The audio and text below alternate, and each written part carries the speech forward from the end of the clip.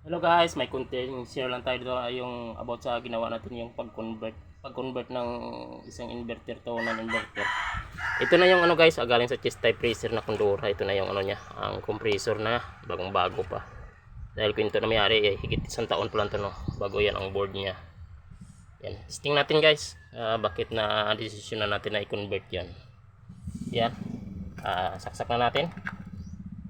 Yun, umilaw na ang ano niya, ang kanyang ano, board, ga-blink na. Yan guys. So ano lang, uma-action lang siya, nagra-running lang saglit tapos wala na, parang nag-ano lang baga, nagja-jog lang.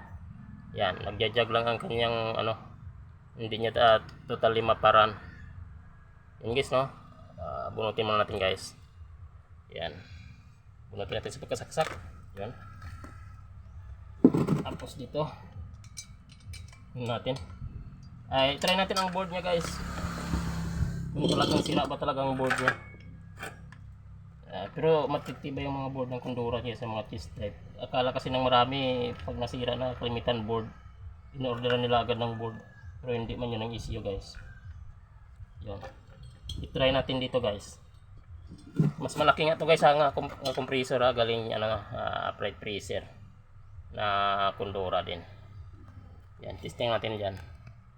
Mas malaki na yan kaysa doon sa original na compressor, maliit lang yan. So guys, saksak natin. Plug natin. Yan, nag-blink na.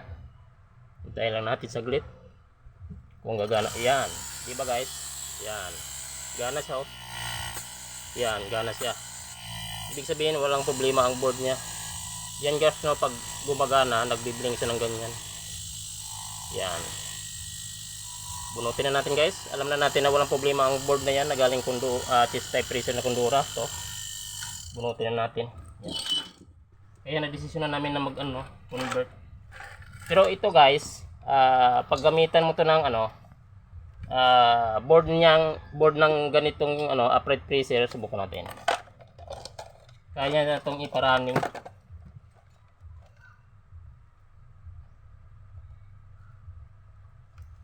Yan guys, yan. Ito ang board nito ng upright freezer, nilagay natin sa chest type freezer. Tingnan natin kung maparaning. Saksak natin guys. Yan na. Yan na, nagumana na guys. O yan. Yan. Pero yun lang guys, unang mag-under lang sa una, tapos wala na, magngungurob lang din. Ibig sabihin, yan, magana naman siya. Tapos wala naman niya, maya maya mamamatay naman. Ibig sabihin guys, dito na yan, talagang problema niya sa loob, mechanical niya. Either mechanical or electrical. Pero sa kalimitan, nag-open ako dito guys. Bunutin ko muna guys, gagana yan. Yan. No. Yan, gagana. Pero dito sa board niya, hindi niya na mapagana. Bunutin natin guys. Ito yung guys, oh. Yan, ito yung sa loob niyan, ang mechanical nito. Ang kalimitang issue nitong mechanical parts, itong may bearing yan dito eh. Ayan kung nakikita. Yan, ang bearing na yan dyan, nagkakaroon na ng tama, kahit nababadan siya ng langis, no, magkakaroon na siya ng tama ang bearing. Mayroon na siya portion na medyo matigas na may tigas ikutin. Yan. Ang iba, kaya napipilit lang siya sa malaking board na umandar. Pero sa kanyang original na board, hindi talaga aandar. Yan lang guys, no. Medyo may tama ng bearing dito.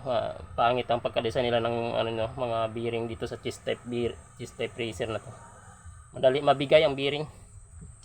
Yan lang guys, konting share lang na pwede niyo i-convert, no, dito sa upright freezer na board malaki. Subukan nyo kung gagana. Pero sundin nyo guys, ang paglagay ng UVW.